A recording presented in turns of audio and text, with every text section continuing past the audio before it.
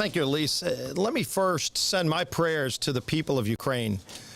We're seeing such inspiring bravery, but there is harsh brutality. The barbaric invasion by Putin is having a devastating impact. And I know my colleague, Victoria Sparks, is going to talk about that later. We pray for her and the things that she's heard from the ground.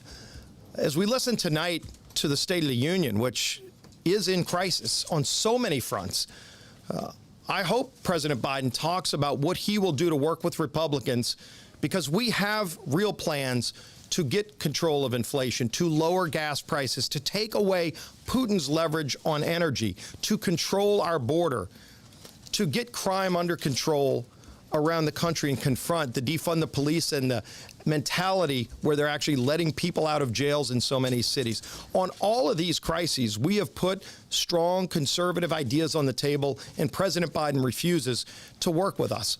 But let me talk right now about Ukraine, because if President Biden wants to do something to help the people of Ukraine, there's some very specific actions he can take right now. Just look at some of the steps that President Biden took since he's been president that have given leverage to Vladimir Putin and put billions of dollars in his pocket to finance this war against Ukraine. Not only did he cancel the Keystone Pipeline, his administration hasn't approved a single new pipeline in America. He's okay with Nord Stream 2, it seemed like, for so many months. But then if you look, he put a moratorium on drilling on federal lands. And when the court struck it down just 2 weeks ago, think of how tone-deaf President Biden has been on energy. As Russia is moving over 100,000 troops onto the border of Ukraine, 2 weeks ago, President Biden issued a moratorium, a freeze on all new oil and gas drilling in America, begging Putin to produce more oil.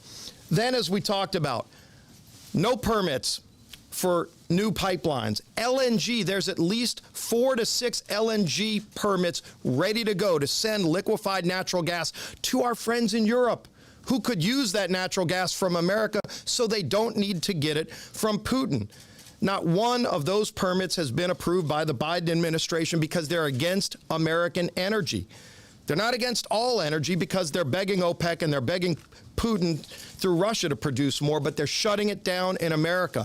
He could turn that around today. And then, of course, to stop the regulatory attack on American energy that President Biden alone has put in place that he could reverse tonight. And I call on President Biden to take all of these steps immediately tonight, because not only will it help American families, but it will take away Putin's leverage. Think about this number.